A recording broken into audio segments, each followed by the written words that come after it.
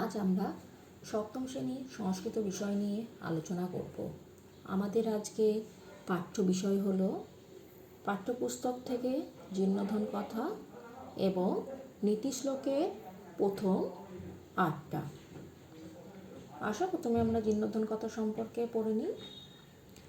অস্তি কস্মিঞ্চিৎ অধিষ্ঠানে জীর্ণোদ্ধরণ নাম বণিকপুত্র বাণিজ্যে মন্দীভূতে স ধনহীন ভবতি স্ম তদা স দেশান্তর গমনায় মন করতি তস্য গৃহে পূর্বপুরুষয় উপর্জিতা লৌহভার ঘটিতা তুলা আসীৎ শ্রেষ্ঠীলক্ষণ তস্য প্রতিবেশী জীর্ণধন তস্য তুলা শ্রেষ্ঠিন গৃহে সংস্থাপ্য দেশান্তর গত তত সুচিরং যথেচ্ছয়া দেশান্তরং ভ্রমিত্বা প্রভূতং ধনম অর্জয়িত্বা স্বদেশং প্রত্যাগত তত স লক্ষণম আহ দেহি মে গচ্ছিতাম তুলাম লক্ষণ প্রত্যুবাচ নাস্তি তব তুলা সা মুশিকয় ভক্ষিতা তৎশ্রুতা ব্যথিত জীর্ণধন বদতি নাস্তি তব দোষ ইদৃগেব অয়ং সংসারো কিঞ্চিদেব অত্র ন চিরস্থায়ী ভবতি ভবতু অহম অধুনা স্নাতুং নদীং গচ্ছামি তব পুত্রং ধনদেবং স্নান উপকারাণি নীত্বা ময়া সহ প্রেয়স ইতি আত্মন অপরাধ সংকিত শেষ্টি তস্য পুত্রং ধনদেবং জীর্ণধনেন সহ পেশী অতি স্ম।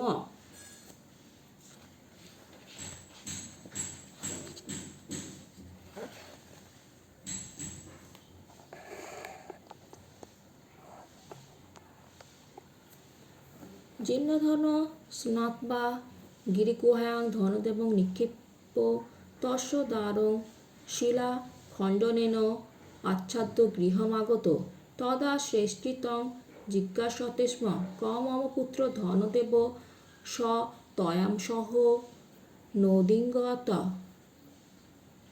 জীর্ণধন উবাচ নদীতটাৎ তব পুত্র স্নেনেন অপহত লক্ষ্মণ অবদৎ মিথ্যাবাদিন সেন কদাপি বালকং ন অপহরতি জীর্ণধন অপি আহ মুশিক অপি কদাপি লৌহ নির্মিতাং তুলাং ন ভক্ষয়তি এবং বিবদমান তৌ রাজদ্বারং গত তয় বৃত্তান্ত শ্রুত্বা রাজা আহ যুবাম পরস্পরং তুলা পুত্রয় প্রত্যর্পণেন যুবয় কলহং মীমাংসেথাম অথ তথৈব কৃত্বা পুনঃ সুখেন বসত স্ম।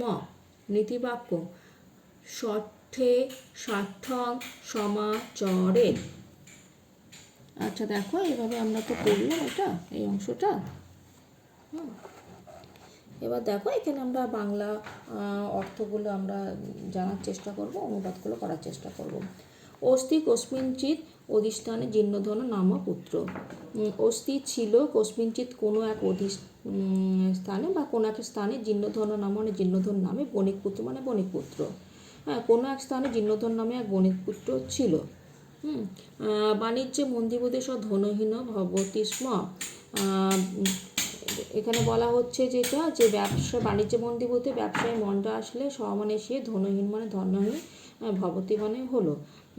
তদা স দেশান্তর গমনায় মন করতি।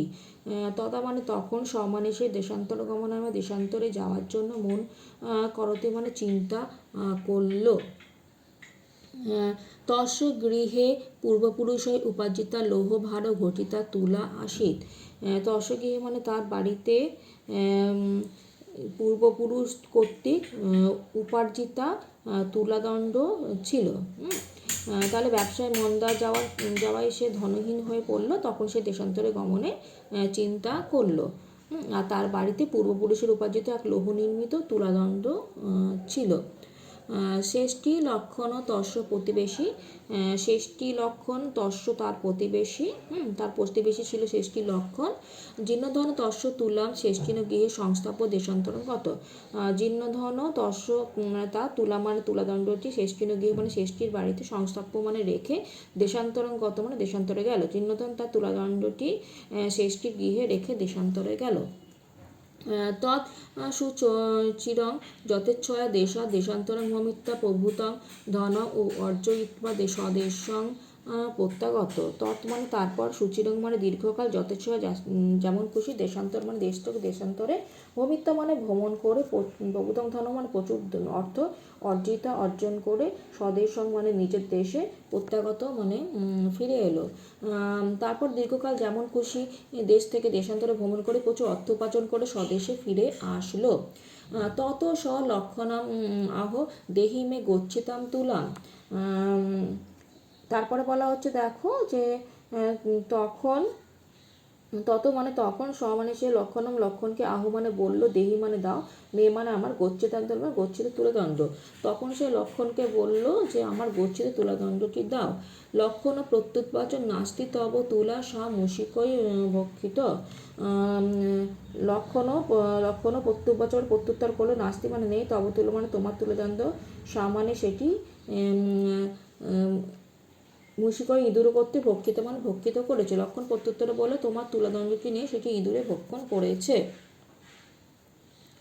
তৎসুৎপা ব্যথিত জীর্ণধন পদ্ধতি নাস্তি তব দোষ ইদৃকেব অয়ং সংসার কিঞ্চিতেব অত্র ন চিরস্থায়ী ভবতি। এই এরপরে যেটা বলা হচ্ছে যে তৎ মানে তা, সুত মানে শুনে, ব্যথিত দুঃখিত, জীর্ণধন, পদ্ধতি মানে বলল, নাস্তি মানে নেই, তবদোষ মানে তোমার দোষ, ইদৃকে এমনই, অয়ং সংসারে মানে এই সংসার বা জগতে, কিঞ্চিত এব মানে কোনো কিছুই, অত্র মানে এখানে, ন চিরস্থায়ী মানে চিরস্থায়ী নয়, ভবতি মানে হয়। তাই শুনে দুঃখিত জীর্ণধন বলল তোমার কোনো দোষ নেই, এই সংসারটি এমন, এখানে কিছুই কোনো কিছু চিরস্থায়ী নয়। ভবতু অহম অধুনা স্নাতং নদীম গচ্ছামি। বলা হচ্ছে যে এখানে, হ্যাঁ আমি এখানে এখন স্নান করতে নদীতে যাব। অহম আমি, অধুনা মানে এখন, স্নাতম মানে স্নান করতে, নদীম গচ্ছামি মানে নদীতে যাব। তব পুত্রং ধনদেব স্নান উপকরণ নিত্বা ময়াসহ পেশ ইতি। তব পুত্র মানে তোমার পুত্র, ধনদেব মানে ধনদেবকে, স্নান উপকরণী মানে স্নানের উপকরণ সমূহ, নিত্বা মানে নিয়ে, ময়াসহ মানে আমার সঙ্গে, পেশ ইতি মানে পাঠাও। তোমার পুত্র ধনদেবকে স্নানের উপকরণ নিয়ে আমার সঙ্গে পাঠাও। এরপরে যেটা বলা হচ্ছে দেখো যে আত্মন অপরাধ শঙ্কিত শেষটি তস্য পুত্রং ধনদেব জীর্ণধন সহ প্রেয়সতে স্ম। নিজের অপরাধে, আত্মন অপরাধে নিজের অপরাধে, শঙ্কিত মানে ভীত, শ্রেষ্ঠী মানে শ্রেষ্ঠী, তস্য মানে তার, পুত্রং ধনদেব মানে পুত্র ধনদেবকে, জীর্ণধন সহ মানে জীর্ণধনের সঙ্গে প্রেয়সতিস্মা মানে পাঠিয়ে দিল। নিজের অপরাধে শঙ্কিত শেষটি তার পুত্র ধনদেবকে জীর্ণধনের সঙ্গে পাঠালো। কেমন? এরপরে যেটা বলা হচ্ছে দেখো, এরপরে বলা হচ্ছে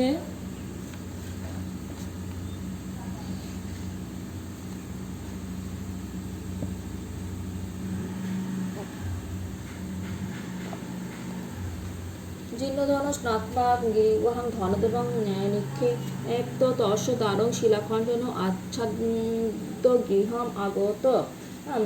জীর্ণধন স্নাত্মা মানে স্নান করে, গিরিগুহাম গিরিগুহায়, ধনদেব মানে ধনদেবকে নিক্ষেপ করে, তস্য মানে দ্বার মানে তার মুখ, শিলাখণ্ডে অর্থাৎ শিলাখণ্ড দিয়ে ঢেকে, গৃহম আগত বাড়ি আসলো। জীর্ণধন স্নান করে গৃহগুহায় ধনদেবকে নিক্ষেপ করে তার মুখ শিলাখণ্ড দিয়ে ঢেকে বাড়ি আসলো। তদা ষষ্ঠী তং জিজ্ঞাসতে স্ম ক মম পুত্র ধনদেব স তয়াসহ নদীগত।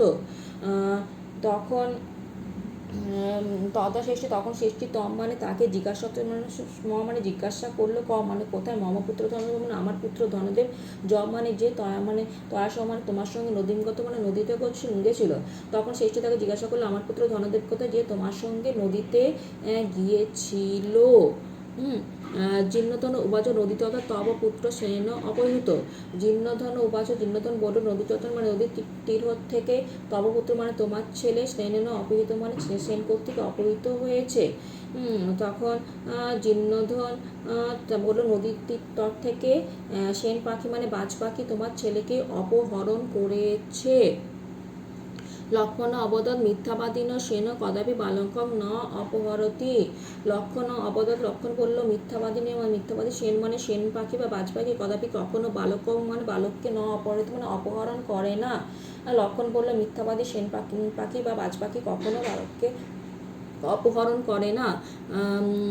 জীর্ণধন অপি আহ মুশিক অপি কদাপি লৌহ নির্মিতাং তুলাং ন ভক্ষয়তি। তখন জীর্ণধন বললো মুশিকপি মৃদুরও কদাপি মানে কখনো লৌহ নির্মিত তুলা মানে লৌহ নির্মিত তুলাদণ্ড ন ভক্ষয়ত মানে ভক্ষণ করে না। জীর্ণধন বলল ইঁদুরও কখনো লৌহ নির্মিত তুলাদণ্ড ভক্ষণ করে না। এবং বিবাদ মানও তো রাজতারঙ্গত তয় বৃত্তান্ত সুপ্পা রাজা আহ চূপাম পরস্পরং পুতুলা পুত্রয় প্রত্যাপনে যুপয় কলহং মীমাংসিতা অথ তো তথৈব কৃত্বা পুনঃ সুখেন বসত স্ম।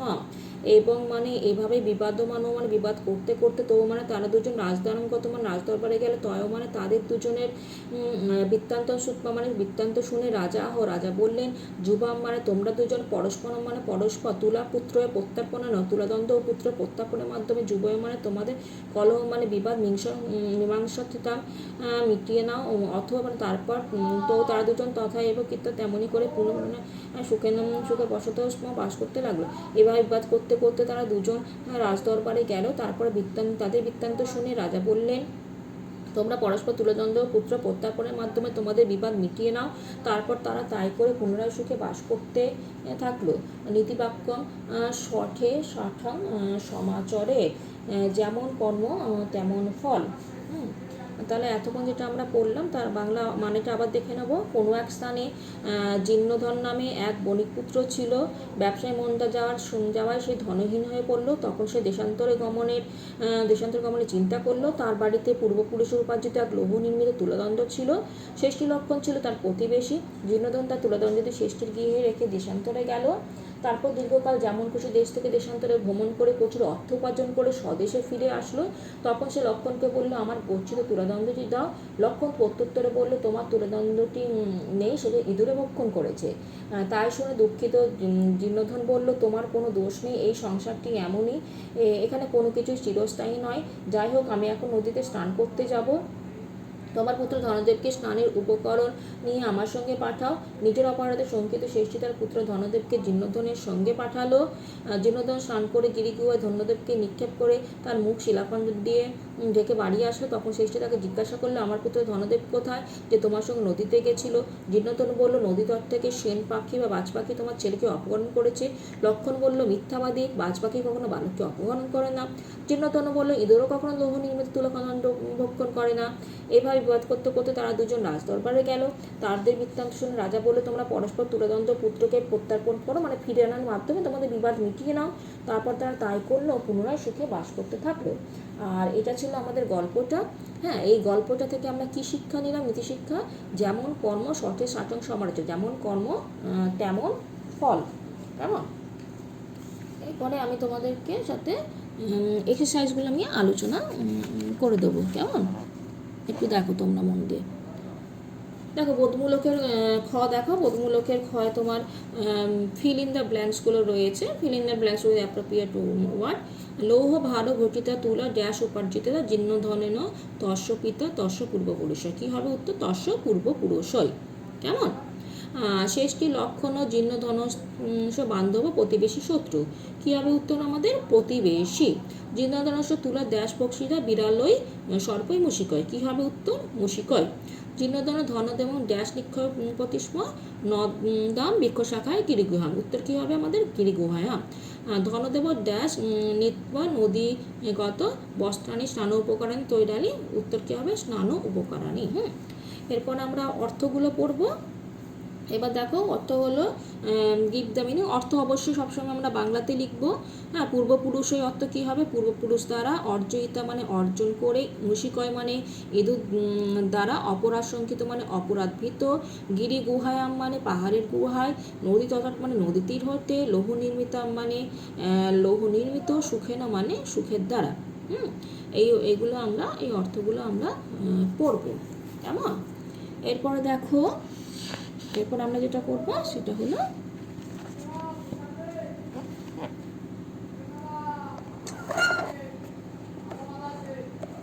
এরপরে আমরা করবো যেগুলো প্রশ্নগুলো পড়বো। হ্যাঁ, প্রথম জীর্ণধনং দরিদ্র ভবতি স্ম। জীর্ণধন কেন দরিদ্র হয়ে গেছিল? বাণিজ্যে মন্দিরপতি জীর্ণধন দরিদ্র ভবতি স্ম। এই কোশ্চেনের উত্তরগুলো আমরা কিন্তু সংস্কৃততে লিখবো, দেবনাগরী হরফে লিখবো, সংস্কৃত উত্তর দেবো।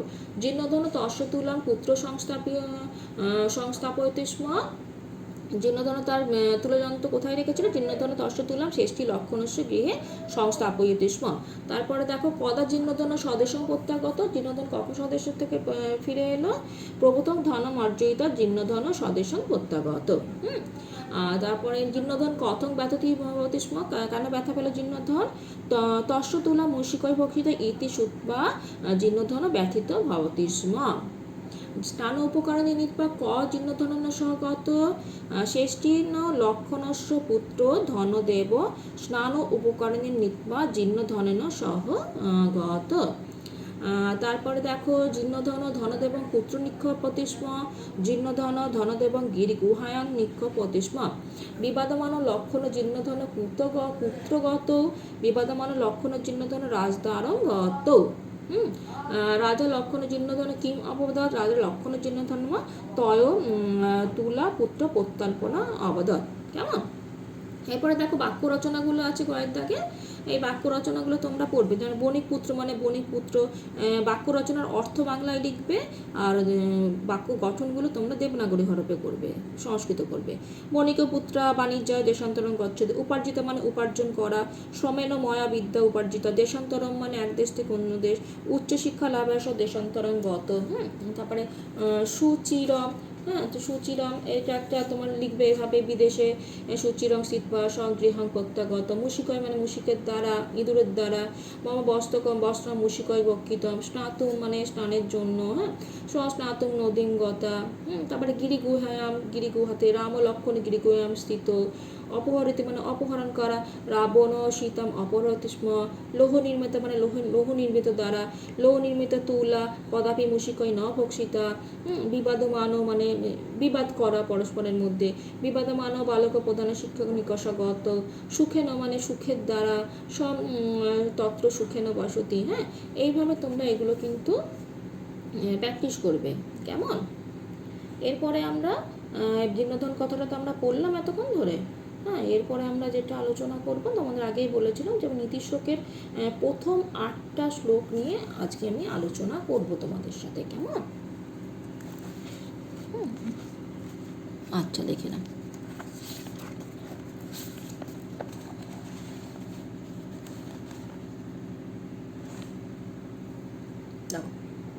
নীতিশ্লোক। হ্যাঁ, এই নীতিশ্লোক যে পাঠটা আমি তোমাদের পড়াবো, সেগুলো নীতিশ্লোকগুলো প্রতিটা তোমরা সংস্কৃতে দেবনাগরী হরফে যেভাবে লেখা রয়েছে, দুটো করে করে লাইন নিয়ে একটা একটা শ্লোক, সেগুলো কিন্তু তোমরা মুখস্থ করবে। কেমন? শ্লোকগুলো আর শ্লোকগুলোর বাংলা অনুবাদটাও মুখস্থ করবে। শ্লোকগুলো যেমন মুখস্থ করছো, তার সঙ্গে শ্লোকগুলো বাংলা অনুবাদগুলোও মুখস্থ করবে। হুবহু যেমন শ্লোকটা আছে সেরকম মুখস্থ করবে। প্রথম শ্লোক দেখো, বিদ্যুতঞ্চ নিপচঞ্চ নৈবতুল্যং কদাচন স্বদেশে পূজ্যতে রাজা বিদ্যান সর্বত্র পূজ্যতে। বিদ্যুতঞ্চ মানে জ্ঞান, নিপতঞ্চ মানে নিপত্য, এখানে চ এবং তুলক্ষ মানে সমকক্ষ, কদাচন মানে কদাপি, ন অব্যবতীর্ণ হয় না, রাজা মানে রাজা, স্বদেশে মানে নির্দেশে, পূজিত মানে পূজিত, বিদ্যান্ত কিন্তু বিদ্যান, সর্বত্র মানে সকল স্থানে, পূজিত মানে পূজিত হন। এখান থেকে কিন্তু শব্দের অর্থগুলো করবে, শ্লোকের বঙ্গানুবাদগুলো, বাংলা অনুবাদগুলো করবে, শ্লোকগুলো মুখস্থ করবে। হ্যাঁ, আর কেন এখানে আর এখানে বলা হচ্ছে, দেখো বিদ্যা ও রাজপথ কখনো সমতুল হয় না। রাজা কেবল মতে নিজের রাজ্যে দেশে পূজিত হন, কিন্তু বিদ্যান সর্বত্র পূজিত হন। দ্বিতীয় শ্লোক দেখো, বিদ্যা দদতি বিনয়ং বিনয় ইয়াতি পাত্রতা পাত্রতা ধনম আপ্রতি ধন ধর্মস্তত সুখম। বিদ্যা বিদ্যা বিদ্যা বিনয় বিনয় দদাতি দান করে। বিনয় মানে বিনয় থেকে, পাত্রতা মানে যোগ্যতা, ইয়াতি মানে প্রাপ্ত হয়, পাত্রতৎ মানে যোগ্যতা থেকে, ধনম মানে অর্থ, আপনতি মানে লাভ হয়, ধনাত্ম মানে ধন থেকে, ধর্ম মানে ধর্ম, আপনতি মানে লাভ হয়, ততচ মানে এবং তার থেকে, সুখ মানে সুখ, আপনতি লাভ হয়। বিদ্যা বিনয় দান করে, বিনয় থেকে আসে যোগ্যতা, যোগ্যতা থেকে ধন লাভ হয়, ধন থেকে ধর্ম লাভ হয় এবং তার থেকে সুখ আসে। তৃতীয় শ্লোক দেখো, অলসস্য কূত বিদ্যা, চা বিদ্যস্য কূত ধনম, অধনস্য কৃত মিত্র মিত্রস্য কূত সুখম। অলসস্য কূত, অলসস্য মানে অলস ব্যক্তির, কূত মানে কীভাবে, বিদ্যা মানে বিদ্যা, অবিদ্যস্য মানে বিদ্যা চ মানে এবং বিদ্যাহীনের, অবিদ্যস্য মানে বিদ্যাহীন, কূত মানে কীভাবে, ধন মানে ভবতি, অধনস্য মানে ধনহীন, কূত মানে কীভাবে, মিত্র মানে ভবতি, অমিত্রস্য মিত্রহীনে, কূত মানে কীভাবে, সুখ মানে ভবতি সুখ হবে। অলস ব্যক্তির বিদ্যা কীভাবে হবে, বিদ্যাহীনের অর্থ কীভাবে হবে, ধনহীনের বন্ধু কীভাবে হবে, বন্ধুহীনের সুখী বা কীভাবে হবে। পরের শ্লোক দেখো, জ্ঞাতির্বি বঞ্চয়তে নৈব চৌরনাপি ন নিয়তে, দানের ন ক্ষয়ং ইয়াতি বিদ্যারত্ন মহাধনম। বিদ্যারত্ন মানে বিদ্যারূপ রত্ন, মহাধন মানে শ্রেষ্ঠ সম্পদ, জ্ঞাতিবি মানে জ্ঞাতিগণ কর্তৃক, বঞ্চতে নয় বা বঞ্চিত হয় না, চৌরনপি চৌর, নিয়তে ন নিয়তে মানে নিতে পারে না, দানেন মানে দানের দ্বারা, ন ক্ষয়তি ক্ষয়ং জ্ঞাতি মানে ক্ষয়প্রাপ্ত হয় না। বিদ্যারত্ন শ্রেষ্ঠ ধন, তা জ্ঞাতি আত্মীয়গণ ভাগ নিতে পারে না, চোরেও চুরি করতে পারে না এবং দানেও ক্ষয়প্রাপ্ত হয় না। পরেতে দেখো, পুস্তকস্থ তুজা বিদ্যা পরহস্ত গতন ধনম, কার্যকালে সমর্পণে নশা বিদ্যা ন তদ্ধনম। এখানে বলা হচ্ছে যে ইয়া বিদ্যা মানে যে বিদ্যা, পুস্তকস্থ মানে পুস্তকস্থ, পরহস্তগত মানে পরে হাতে স্থিত, ধনম চ মানে অর্থ, অর্থ বলা হচ্ছে, অর্থ কার্যকালে মানে সমর্পণে, প্রয়োজনকালে মানে উপস্থিত হলে, সাবিদ্যা সেই বিদ্যা, ধন মানে ধন অর্থ ন দুর্জিত মনে লাগে না। হ্যাঁ, তো এখানে বলা হচ্ছে দেখো, পুস্তক অধিষ্ঠিত বিদ্যা এবং পরহস্তে ধন প্রয়োজনের সময় কাজে লাগে না। কেমন? এরপরে দেখো আমরা 5টা শ্লোক করে নিয়েছি। হ্যাঁ, এরপরে আমরা আর কয়েকটা শ্লোক পড়বো আজকে। সেটা হলো দেখো যে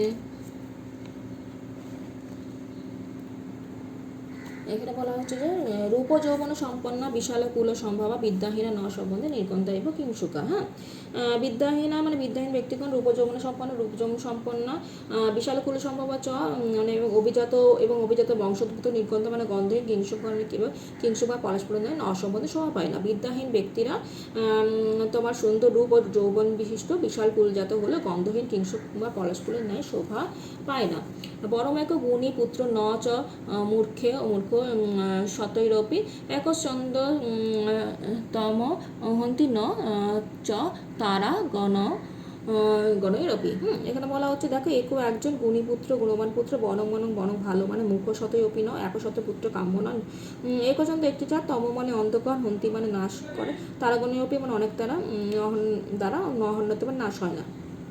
100 মূর্খ পুত্রের চেয়ে একজন গুণবান পুত্র সেও, যেহেতু একটি চন্দ্র দ্বারা অন্ধকার দূরীভূত হয়, অনেক তারা দ্বারা নয়।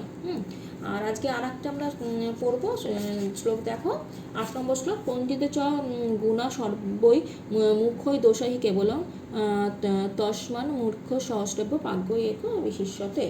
বলা হচ্ছে পঞ্জিত মানে পণ্ডিত ব্যক্তির মধ্যে সর্বগুণা মানে গুণাসন্তি, গুণসমূহ বিরাজ করে, মূর্খে চ এবং মূর্খ ব্যক্তিতে দোষ মানে দোষসমূহ, কেবলম মানে একমাত্র, তস্মাৎ মানে সেজন্য, মুখ্য সহস্র মূর্খ থেকে এক পাগ্য মানে একজন জ্ঞানী ব্যক্তি বিশেষত্ব লাভ করে।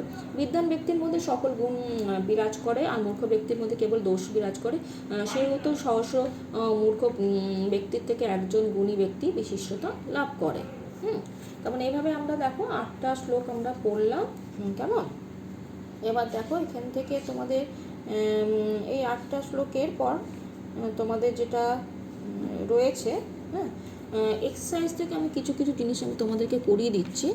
আবার বলছি, তোমরা এখান থেকে শ্লোকগুলো দুটোর করে লাইন, যে শ্লোকগুলো 2টো শ্লোক লাইন নিয়ে 1টা শ্লোক, সেটা তোমরা মুখস্থ করছো। বাংলা অনুবাদগুলো তোমরা এখানে ভালো করে বলে দিয়েছি, সেগুলো পড়বে। অর্থগুলো তোমরা এখান থেকে পড়ছো। কারণ এখান থেকে তোমাদের ছোটো ছোটো ফিল ইন দ্য ব্ল্যাঙ্কসও কিন্তু আসে, প্রশ্নোত্তর আসে, অনুবাদ থাকে, শ্লোক মুখস্থ থাকে। হ্যাঁ, এগুলো তোমার দরকারে লাগে। আর এখন দেখো আমি এক্সারসাইজ থেকে কিছু কিছু জিনিস করিয়ে দিচ্ছি তোমাদের। প্রথমেই দেখো তোমাদের দাগ দেওয়া আছে, দেখো ক্ষয়ের দাগে বোধমূলকের ক্ষয় অর্থগুলো আছে। দেখো এখানে দেখো জ্ঞাতিবি মানে জ্ঞাতিদের দ্বারা, যেগুলো আমি আজকে পড়েইছি সেগুলো থেকে আমি তোমাদেরকে বলছি কিন্তু। জ্ঞাতিবি মানে জ্ঞাতিদের দ্বারা, বিশালকুল সম্ভব মানে উচ্চকুল সম্ভূত, কিংসুক মানে পলাশফুল, ভাগ্য মানে পণ্ডিত। এরপরে দেখো গয়ের দাগে সন্ধিগুলো তোমাদের শিখিয়ে দিচ্ছি। ধনম আপ্রতি দেখো কীভাবে ভাঙবো, ধনম যুক্ত আপনতি, ধনম আপনতি মানে ধনমযুক্ত আপনতি, ধর্ম হলো ধনাযুক্ত ধর্ম, ধনাযুক্ত ধর্ম। চৌরেনাপি হবে চৌরেন যুক্ত অপি, চৌরেন যুক্ত অপি, চৌরেনাপি। বরম একক মানে বরম যুক্ত এক, বরম যুক্ত এক, বরম এক। একশ্চন্দ হবে একক যুক্ত চন্দ্র, একশ্চন্দ, একক যুক্ত চন্দ্র, একশ্চন্দ। এবার প্রশ্ন উত্তরগুলো দেখো, প্রশ্ন উত্তর অবশ্যই সংস্কৃত দেবনাগরী হরফে লিখবে, উত্তর বাংলায় হবে না। ক স্বদেশে পূজ্যতে, রাজা স্বদেশে পূজ্যতে। কা বিনয়ং দদাতি, বিদ্যা বিনয়ং দদাতি। জ্ঞাতিবি কা ন বন্টতে, বিদ্যা জ্ঞাতিবি ন বন্টতে। কে খলু নির্গন্ধ ইব কিংসুকা, বিদ্যাহীনা নির্গন্ধ ইব কিংসুকা। তারপরে কতম হন্তি, একশ্চন্দ তম হন্তি। আমার এইভাবে তোমরা এগুলো পড়বে। আর আজকে আমাদের ক্লাসটা আমি এখানেই শেষ করলাম।